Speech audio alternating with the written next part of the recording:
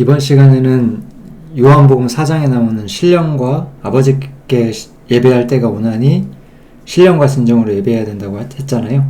그 말씀에 대해서 한번 정리를 해보겠습니다. 요한복음 4장에 이제 이 구절이 나오는데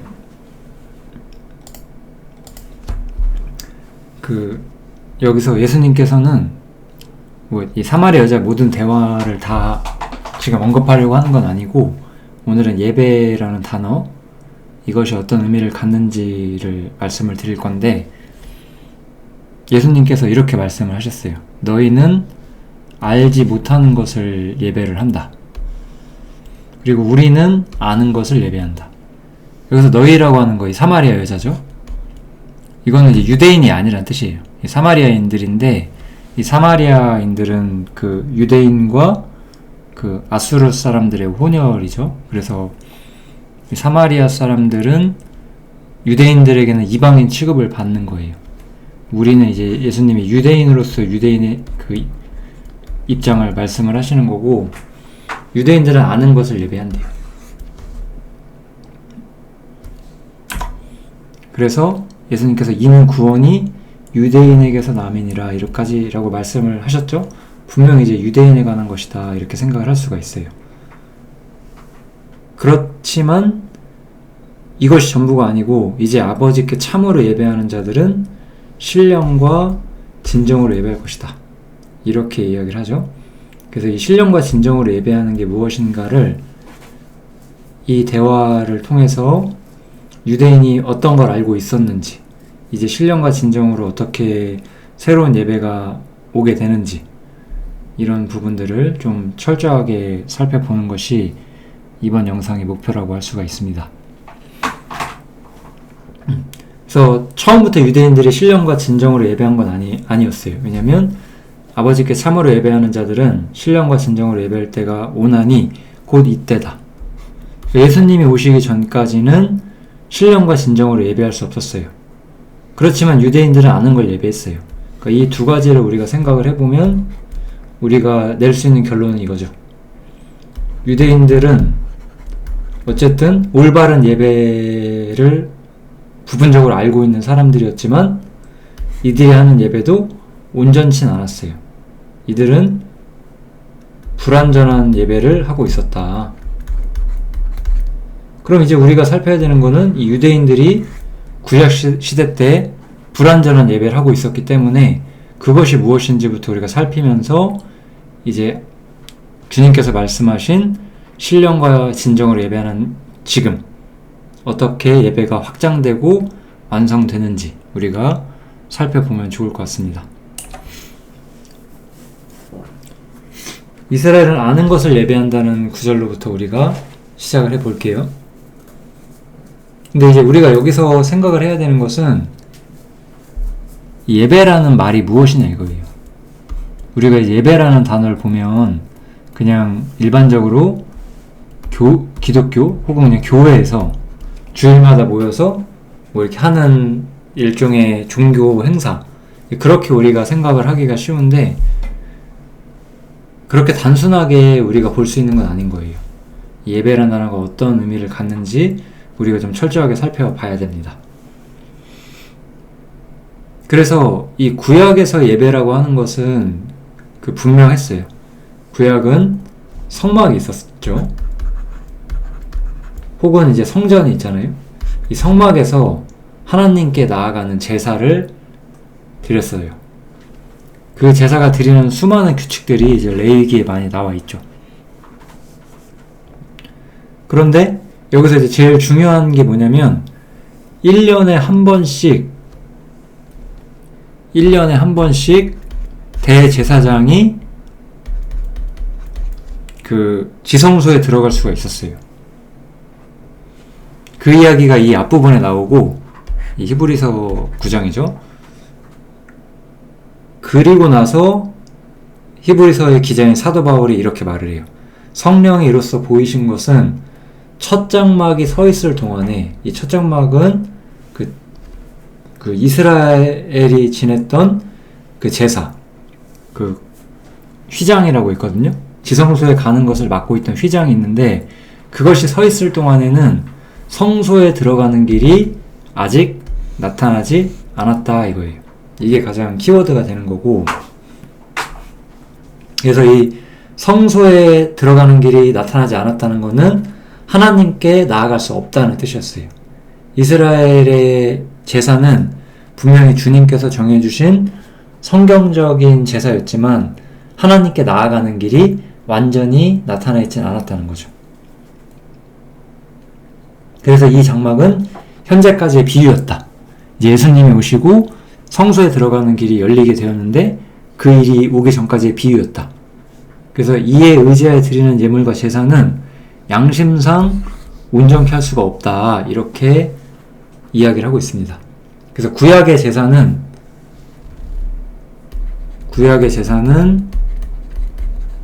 양심상 사람을 온전케 해줄 수 없다는 거예요. 즉 하나님께 내가 해야 할 일을 다 했다라고 하는, 하나님 앞에서 내가 아무런 거리낌이 없다라고 생각하는 그런 양심의 평안을 가져다 주지를 못했어요. 이스라엘의 제사는. 그래서 하나님 앞에서 참으로 자유로울 수도 없었어요. 이게 이스라엘 예배가 가진 특징이에요. 그렇지만 예수님께서는 분명히 유대인들은 아는 것을 예배한다고 하셨어요. 유대인들은 아는 것을 예배한다. 이 예배는 그래서 잘못된 것이 아니에요. 이것은 유대인들이 아는 것을 예배했기 때문에 거기서 필수적으로 나오는 결론이에요. 유대인들의 예배는 결국 사람에게 무엇을 가져다 줘요? 양심의 평안이 없다는 결론을 가져다 주는 거예요.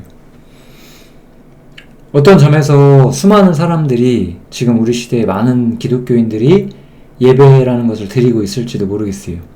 그런데 그냥 하나님은 그냥 편한 분이고 좋은 분이고 그냥 편하게 찬양을 하고 하나님을 두려워하질 않아요. 그렇지만 그것은 아마도 잘못되어 있을 가능성이 매우 큽니다. 왜냐하면 하나님을 우리가 실제로 만나게 되면 하나님께서는 거룩한 존재이기 때문에 우리는 양심의 평안이 반드시 필요하고 그 하나님의 거룩함을 요구하는 하나님 앞에서 해결되어야 할 것들이 필요하거든요. 근데 그런 게 없이 하나님께 나아가고자 하면은 그 양심의 불편함을 느끼죠. 그렇지만 많은 기독교인들은 하나님 앞에 나아갈 때 아무런 양심의 불편함이 없는 경우가 많아요. 그거는 양심의 죄인으로서의 각성이 전혀 안 되어 있는 경우가 사실 매우 많습니다. 그래서 원래 정말로 사람이 하나님을 알면 하나님께 나아가고자 할 때 양심상 하나님께 나아갈 수 없다는 걸 이해할 수밖에 없고, 그것 때문에 완전한 복음을 우리가 필요로 하는 거고, 하나님께 나아가려면 죄 문제가 해소돼야 되고 하나님께서 요구하시는 것이 만족돼야 되고, 이런 것들을 우리가 느끼거든요. 그래서 어쨌든 이스라엘은 아는 것을 예배했기 때문에 자신들에게 양심의 평안이 없다라는 위치에 그러한 생각에 도달할 수 있었어요. 그래서 보충을 하기 위해서 이제 거룩함에 대해서 이야기를 해볼게요. 이게 하나님을 마주한 사람의 첫 번째 대목이에요. 이스라엘 민족이 이제 출애굽을 하고 나서 이제 하나님과 마주하게 되는 장면이 나오는데, 하나님께서는 우레와 번개와 빽빽한 구름 가운데서 커다란 나팔 소리를 내시면서 나타나셨어요. 이런 단어들이 의미하는 것은 하나죠. 하나님은 어떤 존재라는 거예요? 하나님은 두려운 존재고 하나님은 심판자라는 거예요.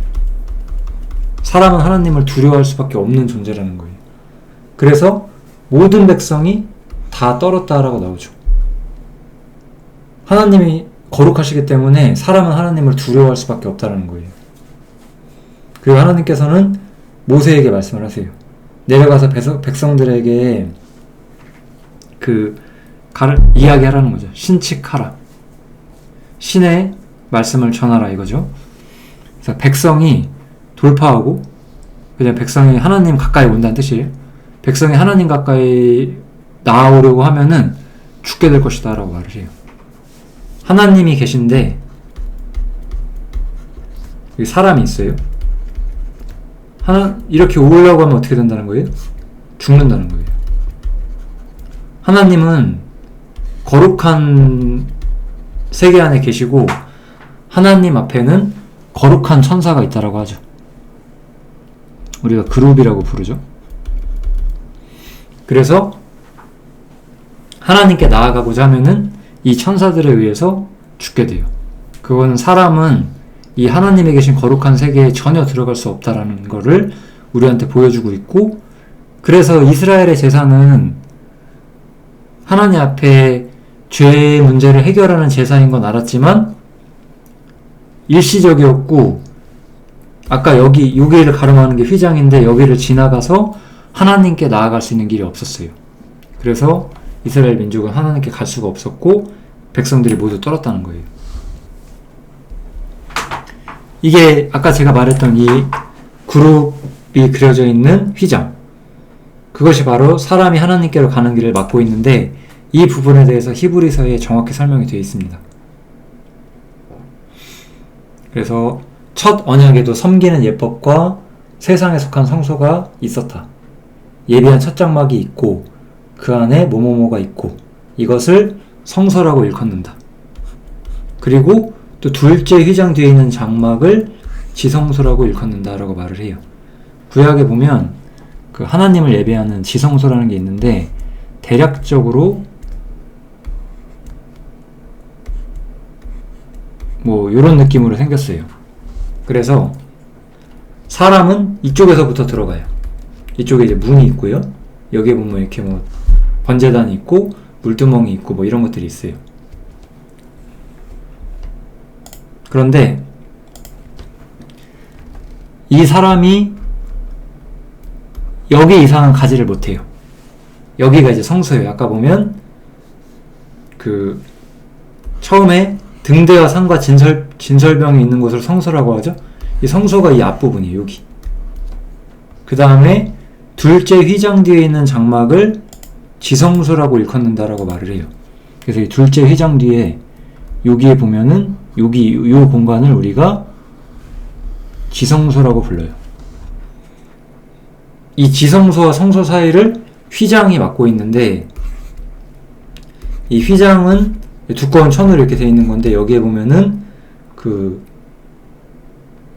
그룹이 수놓아져 있다라고 나와 있죠. 천사가 수놓아져 있는 거예요. 하나님의 거룩한 영광을 수호하는 천사들이 수놓아져 있어요. 들어갈 수 없다는 뜻이죠. 그래서 이 구절이 설명하는 것이 무엇이냐? 여기 나와 있죠. 성령이 이로써 보이신 것은 첫 장막이 서 있을 동안에, 이 구약 시대의 제사는 첫 장막이 서 있을 동안이라는 거예요. 그때 성소에 들어가는 길이 나타나지 않았다. 제가 처음에 이 구절로 시작을 했었죠. 그래서 이 지성소에 들어갈 수 있는 길이 없었어요. 하나님과 사람 사이를 가로막는 휘장이 있었다라는 거예요. 어떤 점에서는 이 휘장이라고 하는 것은 굉장히 커다란 하나의 은혜라고 할 수가 있는 거예요. 이것도. 왜냐면 휘장이 없을 때 사람은 하나님한테 전혀 나아갈 수가 없었어요. 하나님을 마주하자마자 우레와 번개와 빽빽한 구름과 나팔 소리가 커서 백성이 떨 수밖에 없었어요. 하나님께 가고자 하면은 죽을까 염려했어야 돼요. 그런데 이 제사 제도가 세워지고 나서 사람은 부분적으로나마 하나님 근처까지 갈 수가 있었어요. 물론 하나님과 사람 사이를 가로막는 휘장이 있었기 때문에 완전히 가지는 못했어요. 그래서 이 휘장은 어떤 점에서는 사람을 보호하고 있어요. 하나님한테 부분적으로 나아갈 수 있게끔. 하나님한테 완전히 나아갈 수는 없지만 그래서 하나님께 올바른 제사를 지내고 하나님 앞에서 두려워 떨지 않아도 될 만큼 양심의 평안까지 가진 건 아니지만 그래도 하나님 앞에 나아갈 수 있고 제사를 지낼 수 있게끔 해준 거죠. 그래서 여기까지 이 모든 얘기가 유대인이 아는 것을 예배했다라는 말이 의미하는 거예요. 유대인이 아는 것을 예배했다는 것이 이런 것들을 의미를 하고 있습니다. 그리고 결국 이 휘장이라고 하는 것은 사람과 하나님 사이를 가로막고 있었고, 이 가로막고 있다는 거는 사람이 하나님을 완전히 알기에는 부족했다는 거예요. 유대인은 그래서 아는 것을 예배하지만 사실 부분적으로 아는 것이라고 우리가 받아들여야 돼요.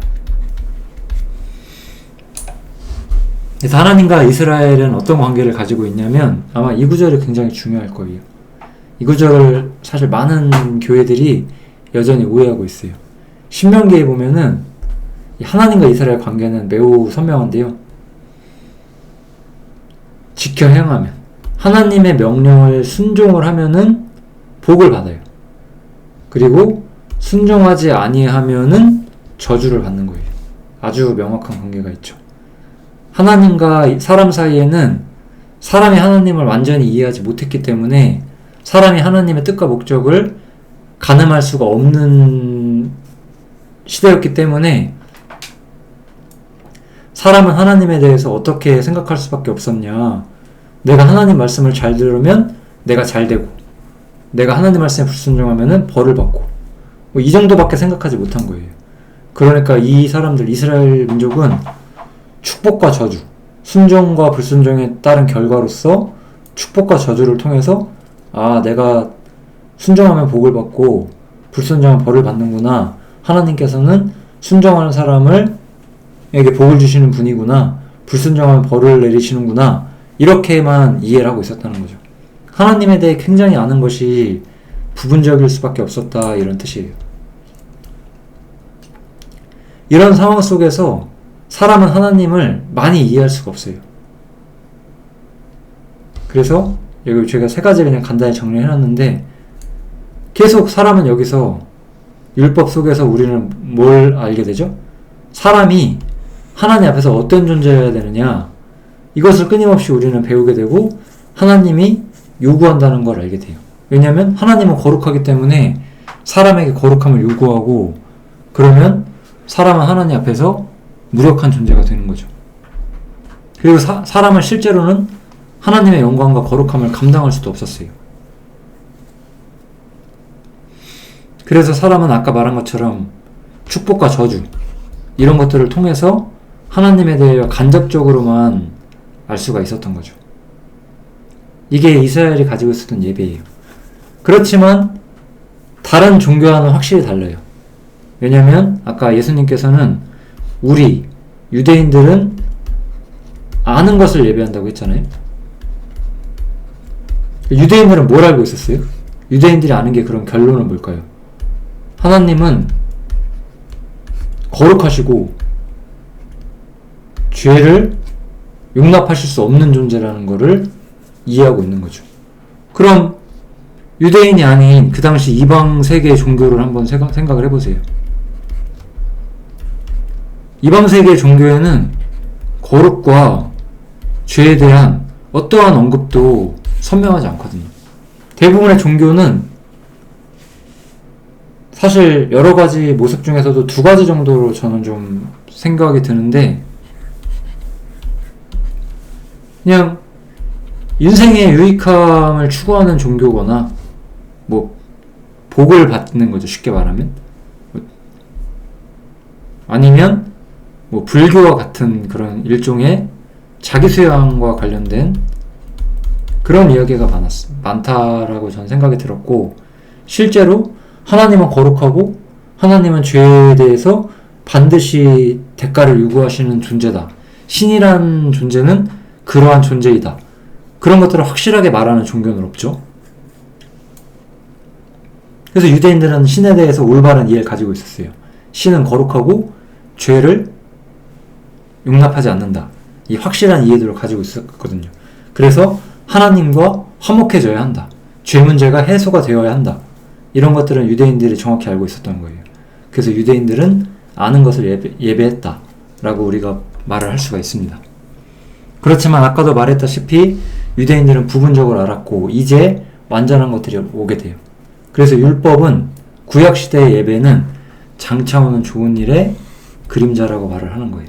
그것은 참 형상이 아니었기 때문에 나오는 자들을 언제든지 온전케 할 수가 없었어요. 부분적이었기 때문에. 그래서 이제 예수님을 통해서 새로운 관계가 시작이 되는 거예요. 아까 제가 처음에 인용했던 구절이죠. 이제 예수님을 통해서 신령과 진정으로 하나님께 나아갈 수 있는 온전한 예배가 드러나게 돼요. 이 온전한 예배는 예수님 때문에 드러나게 돼요. 왜냐하면 예수님을 통해서 우리는 하나님을 알 수가 있거든요. 아까 우리는 하나님께 나아갈 때 어땠어요? 유대인들은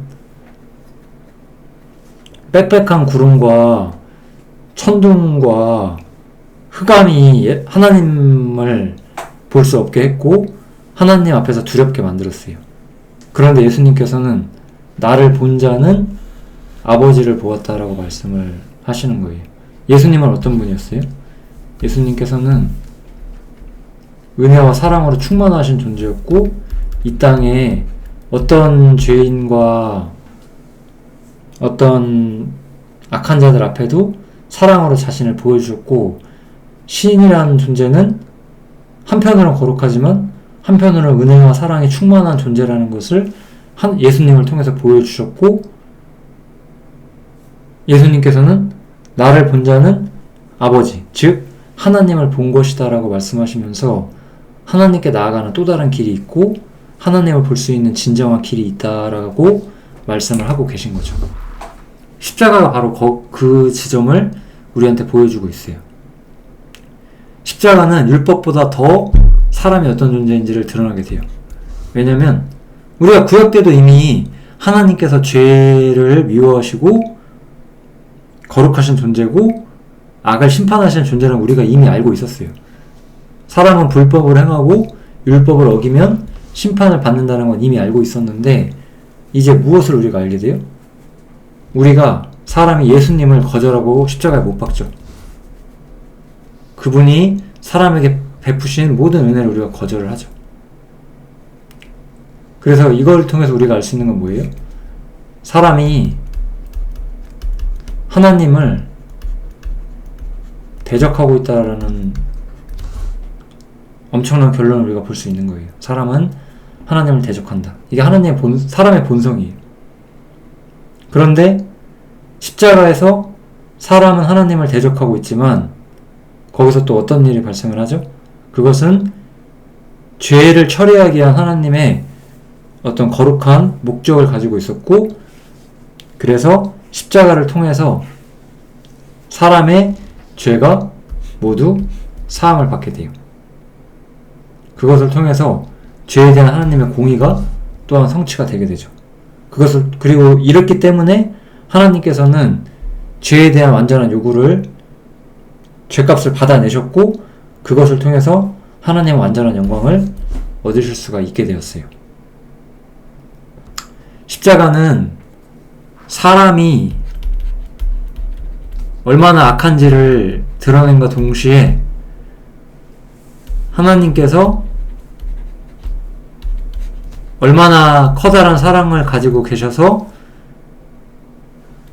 죄의 문제를 해결을 하실 수 있는가 이것을 다 드러내셨고 이 모든 문제를 보여줌으로써 하나님께서 얼마나 영화로운 존재인지 얼마나 위대한 일을 하실 수 있는 존재인지를 증명을 해냈다는 뜻이죠. 그래서 예수님께서는 십자가에 달리실 때 이렇게 말씀을 하셨어요. 지금 인자가 영광을 얻었고 하나님도 인자를 인하여 영광을 얻으셨도다 이렇게 말씀을 하신 거죠. 그러면 이 십자가가 어떻게 우리의 예배랑 연결이 되느냐, 십자가를 통해서 어떻게 신령과 진정을 하는 예배가 펼쳐질 수 있느냐, 우리가 이 부분을 살펴봐야 되는데, 그래서 이 두 구절은 아까 이미 말씀을 드렸던 구절이죠. 율법은 온전케 할 수 있는 게 아니었어요. 여기도 보면 온전케 할 수가 없다라고 나왔죠?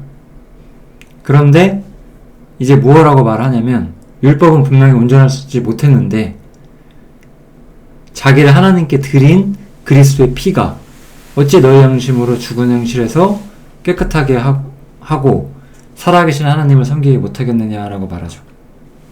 즉 사람을 온전케 할 수 있고 그 양심의 문제로부터 사람을 자유롭게 할 수 있는 그 힘과 능력과 권세가 십자가 속에는 이미 있다라는 거예요. 이 십자가를 통해서 우리는 우리의 죄에 대한 완전한 해결책을 받잖아요. 그래서 이 십자가 때문에 어떤 일이 가능해지느냐? 우리가 하나님 앞에 당당히 나아갈 수가 있게 되었다라는 거예요. 다시 한번 우리가 하나님의 세계를 생각을 해보면 하나님께서 계신 곳은 거룩한 곳이었어요. 그래서 사람은 하나님께 나아가려고 하면 죽었어요. 근데 우리가 십자가에서는 무엇을 볼 수 있는 것이냐? 결국 십자가에서는 우리가 죽는 것이 아니라 예수님께서 십자가에서 우리를 위하여 죽으셨다라는 거죠. 그리고 우리를 위하여 부활하셔서 우리가 이 그리스도 안에 있는 존재가 되었고 우리는 그리스도 안에서 이미 거룩한 존재가 됐다는 거예요. 여기 보시면 첫 번째로 무엇이 나오죠? 이 뜻을 조차 예수 그리스도의 몸을 단번에 들이심으로 말미암아 우리가 거룩함을 얻었다 이거예요. 이게 첫 번째예요. 아까 분명히 우리는 뭘 봤죠? 하나님께서는 거룩하기 때문에 사람이 나아갈 수가 없었어요. 그런데 이제 우리가 거룩함을 얻었다라고 선언하고 있어요. 어떻게? 예수님께서 자신의 몸을 들이셨기 때문에 믿는 자가 거룩하게 되었다라는 거예요. 하나님께서는 거룩한 세계 속에 계시고 그래서 원래 우리는 죄인이었기 때문에 갈 수가 없었는데 이제 하나님 앞에 당당히 나아갈 수 있게 되었다는 게 첫 번째고, 그래서 저가 한 제물로 거룩하게 된 자들을 영원히 온전케 하셨다라고 말을 하죠. 우리는 거룩해졌고 하나님 앞에서 온전해졌어요. 이 하나님이 계신 곳에 우리가 기꺼이 나아갈 수 있는 존재가 되었다라는 뜻이죠. 또 다른 성경에서는 이렇게 말하죠. 우리가 예수의 피를 힘입어 성소에 들어갈 담력을 얻었다. 여기가 바로 성소예요. 원래는 하나님이 거룩해서 사람이 들어갈 수 없었던 곳, 그것이 바로 성소인데 이제 우리는 성소에 들어갈 담력을 얻었다는 거고, 또 이제 우리가 그 안에서, 그리스도죠, 우리가 그분 안에서 그분을 믿는 믿음 때문에 담대함과 하나님께 당당히 나아감을 얻는다. 우리는 결국 당당히 나아갈 수 있게 되었다는 거예요. 모든 예배는 여기서부터 오는 거예요. 어디랑 우리가 비교를 해야 되냐? 이 첫 번째 이스라엘 민족이 하나님을 처음 만났을 때랑 비교를 하는 거예요. 하나님께서는 나에게 오지 말라고 했어요. 나에게 오면 죽는다. 하나님이 자신의 겉모습을 보여줬을 때 모든 백성이 떨었어요. 그런데 예수님을 통해서 우리는 이제 어떻게 되는 거예요? 예수님을 통해서 하나님께 당당히 나아갈 수 있는 길이 열린 거예요. 왜냐하면 하나님께 당당히 나아가려면 죄 문제가 해결돼야 되는데 하나님께서 우리의 죄 문제를 해결하셨거든요. 예수님을 십자가에 못 박으심으로써 우리의 모든 죄를 용서하셨고 우리가 하나님께 당당히 나아갈 수 있게 해주셨다는 거예요.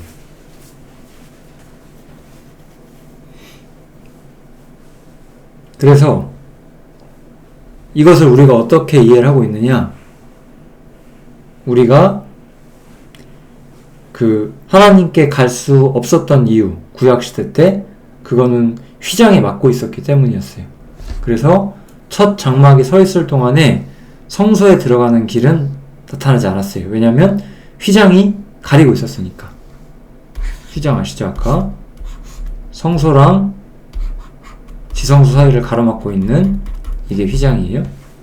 그래서 하나님께 나아갈 수 없다는 걸 상징했어요. 그런데 예수님이 십자가에 달리실 때 성소의 휘장이 한가운데가 찢어졌다는 표현이 있어요. 이건 굉장히 기적이죠, 기적. 너무나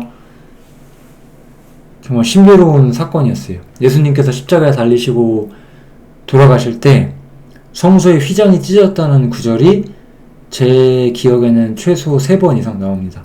마태복음, 마가복음, 누가복음에는 다 이 장면이 나와 있었어요. 성소의 휘장이 찢어졌다. 즉, 그래서 우리가 성소에 들어가게 된다. 그 길은 어떤 길이냐? 우리를 위하여 휘장 가운데로 열어놓으신 새롭고 산 길이다. 휘장은 곧 저의 육체다. 휘장이 찢어졌어요. 누가 찢어진 거예요? 예수님이시잖아요. 예수님의 십자가가 바로 이 휘장이 찢어졌다는 것을 확실하게 보여주는 거죠. 그래서 예수님이 십자가에 못 박히시면서 휘장이 찢어지게 되고 하나님께 나아가는 길이 열렸다라는 거예요. 즉, 원래 이방인들은, 그리고 어쩌면 우리 시대의 많은 죄에 대해 전혀 모르는 기독교인들은 그냥 아무것도 모르고 하나님을 찬양해요. 그런 찬양은, 그런 예배는 하나님 앞에 전혀 닿질 않아요. 전혀 하나님께서는 그런 예배를 받으실 수가 없어요. 예배는 먼저는 하나님의 거룩함을 직시하는 거예요. 아, 하나님 거룩하셔서 내가 하나님께 갈 수가 없구나. 그런데 이제는 내가 휘장이 찢어졌기 때문에, 주님께서 우리를 위해서 십자가에 달리셨기 때문에 내가 이제는 그 안으로 당당히 나아갈 수 있게 되었다는 것.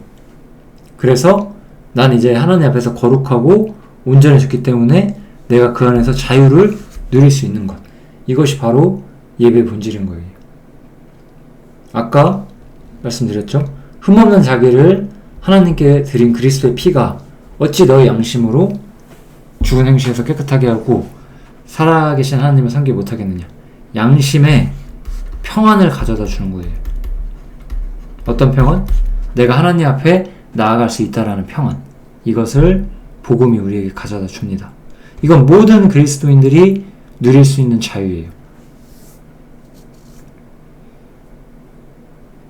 우리는 모두 죄사함을 받았고 이미 하나님께 당당히 나아갈 수 있는 그 길을 열었습니다. 그렇지만 이 모든 복들은 항상 기억을 해야 돼요. 막연히 그냥 하나님은 복 주시는 분, 하나님은 사랑이신 분이 아니에요. 원래는 거룩하신 하나님께서 사랑을 통해서 자신의 거룩함을 누릴 수 있는 자리를 우리에게 열어주신다는 거예요. 분명히 하나님께서는 우리에게 하늘에 속한 모든 신령한 복을 주시길 원하세요. 그러나 이 복을 주시기 위해서 하나님께서는 어떻게 하셨냐?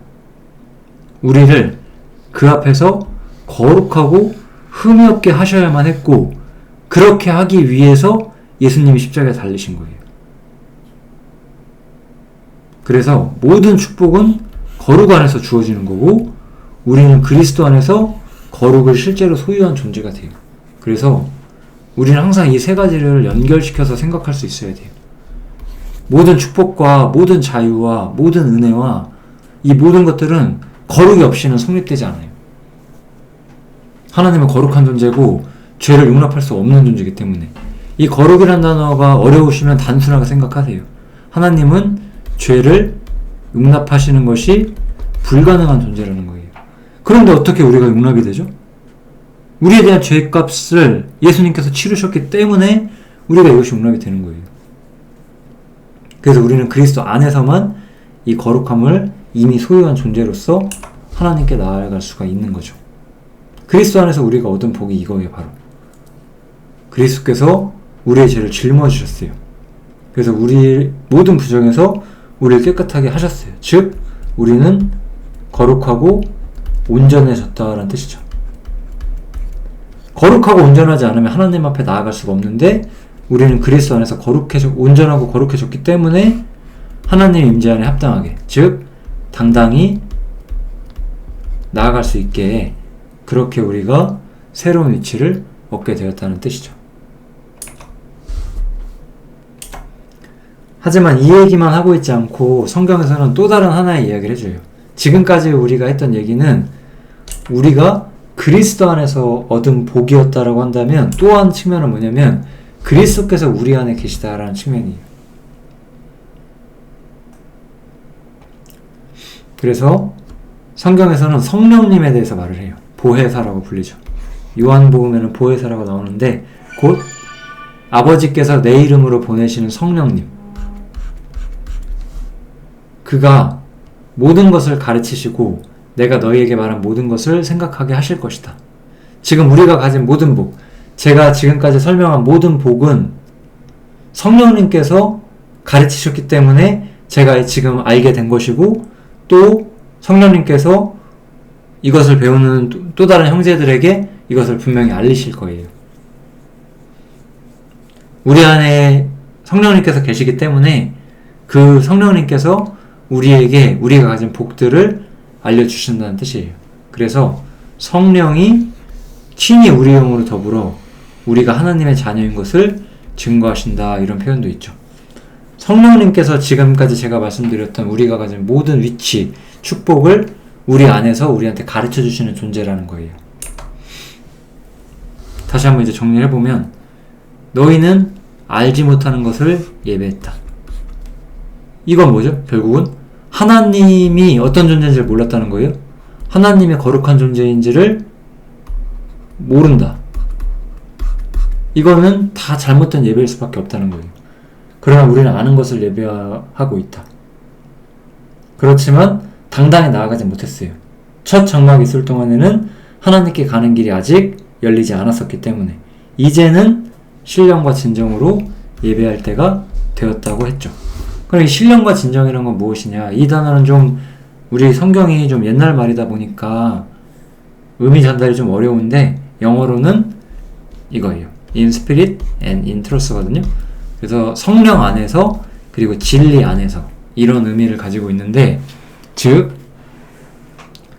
신령으로 예배한다는 것은 스피릿, 영 안에서 예배를 한다는 거예요. 즉 이 영적이라는 단어가 가진 성경에서의 의미는 굉장히 우리가 약간 좀 신비롭고 초자연적인 거라고 오해하고 있는데, 이 영적이라는 단어는 어떤 의미를 가지고 있냐면 항상 육신적인 것,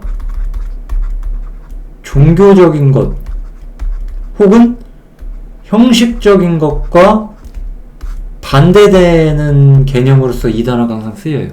우리는 육신적인 모양을 내고, 종교적인 모양을 내고, 형식적인 모양을 내는, 현대 기독교 이런 게 엄청나게 많잖아요. 그런 것들과 반대되는 신령으로, 그 성령 안에서 예배하는 입장이 있다는 거예요. 이런 것들이 우리에게는 불필요하다는 거예요. 그 다음에 진리 안에서 하나님이 거룩한 것을 알고, 이제 그 거룩한 하나님 앞에 우리가 어떻게 나아갈 수 있는지, 이 모든 것들을 올바로 이해하고 하나님께서 어떻게 우리한테 자신을 보여주셨는지를 깨닫고 나아가는 것, 그것이 바로 신령과 진정으로 하는 예배가 되는 거예요. 그래서 종교적 모습이 아니라 성령께서 우리에게 보여주셨죠. 그 진리를 통해서 우리의 위치를 진짜 이해하고, 우리가 원래는 거룩하지 못하고 부정한 존재인데 그리스도 안에서 우리가 거룩해졌고, 이제 거룩하신 하나님이 있는 곳으로 우리가 당당히 나아갈 수 있다. 이것을 알고 우리가 그리스도 안에서 자유와 기쁨을 누리고 하나님을 즐거워하고 찬양하는 것, 이것이 바로 신령과 진정으로 하는 예배가 되는 거죠. 이렇게 우리가 신령과 진정으로 나아갈 때 우리는 여러 가지 문제들을 좀 이해하는 사람들이 되게 될 거예요. 절대로 이 시작을 잊어서는 안 되죠. 유대인은 아는 것을 예배했다는 측면. 우리는 죄를 용납할 수 없으신 하나님께 나아가는 거예요. 거룩하신 하나님께. 그래서 죄 문제에 대해서 해결되지 않은 사람은 절대 하나님께 나아갈 수 없는데, 많은 기독교인들이 그냥 막연히 교회에 가서 막연히 찬양을 하고 막연히 종교생활을 하고 있어요. 진정 하나님께 나아갈 수가 없어요. 예, 여기 제가 써놨네요. 죄 문제에 대한 어떤 답을 알지 못한 채로 막연하게 하나님 앞에 나가는 것은 하나님 앞에서 자신이 어떤 존재인지를 전혀 모르는 거예요. 내가 죄인이고 하나님이 나를 받아들일 수 없다는 걸 전혀 이해하지 못하는 거예요. 예배는 죄로부터 자유해짐으로써 죄에 대한 하나님의 완벽한 해결책을 봄으로써만 우리한테 참다운 기쁨이 되고 우리가 나아갈 수 있게 되는 게 되는 거죠. 그렇지만 제가 아까도 말했지만 이것은 사실 반대로 죄 문제가 해결되지 않은 모든 사람은 예배할 수 없지만, 반대로 그리스도인 개인으로서 어떤 사람은 성경을 많이 알고 영성이 뛰어날 수 있고, 어떤 사람은 구원받은 지 얼마 안 될 수도 있고, 어떤 사람은 여러 가지 시험에 빠질 수도 있고, 뭐 다양한 그리스도인들이 있을 수 있잖아요. 그렇지만 그 사람이 확실히 자신의 죄 문제가 해결되었다는 믿음을 가지고 있다면 모든 사람이 사실 하나님 앞에 당당히 나아갈 수 있는 게 맞아요. 어떤 구원받은 사람 중에서 특별한 어떤 사람만 하나님께 당당히 나아가는 게 아니고 모든 구원받은 사람은 당당히 하나님께 나아갈 수 있는 거예요. 보세요. 자녀들아, 내가 너희에게 쓰는 것은 너희 죄가 그의 이름으로 말미암아 사함을 얻었다. 아이들아, 내가 너희에게 쓴 것은 너희가 아버지를 알았다. 우리는 전부 죄가 사함을 받았고 우리는 전부 아버지를 알고 있어요. 왜냐? 나를 본 자는 아버지를 보았다고 했잖아요. 여러분이 예수를 믿는다는 것은 이미 하나님을 알았다는 말인 거예요, 사실은. 물론 아들이라도 아버지를 많이 이해한 아들과 아버지를 적게 이해한 아들이 있어요.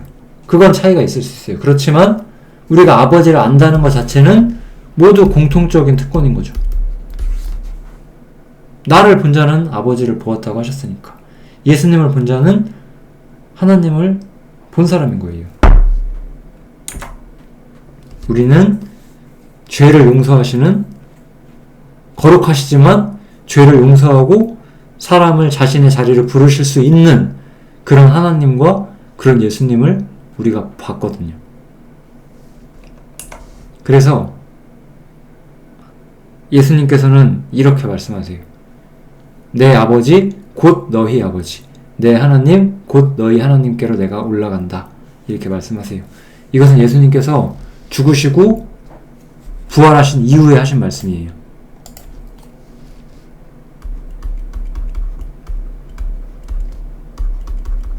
예수님이 죽으시고 부활하신 이후에 이 말씀을 하세요. 예수님이 십자가에서 달리셨고 이제 하나님께 당당히 나아갈 수 있는 길을 여셨고 이제 그 안에서 우리는 하나님 앞에 당당히 나아갈 수 있게 됐기 때문에 이제 예수님께서는 내가 하나님을 아버지라고 부르는 것처럼 너희도 하나님을 아버지라고 부를 수 있고 내가 하나님을 나의 하나님이라고 하는 것처럼 너희도 하나님을 너희의 하나님이라고 말할 수 있다라고 말씀하시는 거예요. 하나님한테 나의 하나님이라고 부를 수 있다라는 거는 한번 상상을 해보세요. 나의 하나님이라고 내가 부른다. 이거는 하나님이 나를 지지하고 하나님이 나를 보호하고 하나님이 나를 인정하고 하나님이 나를 끝까지 지키신다라고 하는 확실한 믿음이 있다는 말이 되는 거죠. 여러분들은 하나님을 나의 하나님이라고 당당히 말씀하실 수 있습니까? 원래는 그렇게 하실 수 있어야 되는 거예요. 그렇게 하실 수 있기를 바라기 때문에 제가 이 영상을 올리려고 하는 겁니다. 하나님을 알아가는 모든 사람들이 하나님은 나의 하나님이다라고 왜곡되지 않고 죄에 대해 아무것도 모른 채로 하나님은 나의 하나님이라고 의미 없는 간증을 하지 않고 진짜 죄에 대한 해결책을 보고 당당하게 하나님은 이제 나의 하나님이 될 수 있고 나의 아버지가 맞습니다 라고 그 거룩하신 하나님 앞에 당당히 나아가면서 말씀하실 수 있으면 좋겠습니다. 예, 여기까지 하겠습니다. 이게 바로 신령과 진정으로 하는 예배예요. 하나님께 당당히 나아가는 거예요. 꼭 하나님께 당당히 나아가실 수 있기를 바라겠습니다. 감사합니다.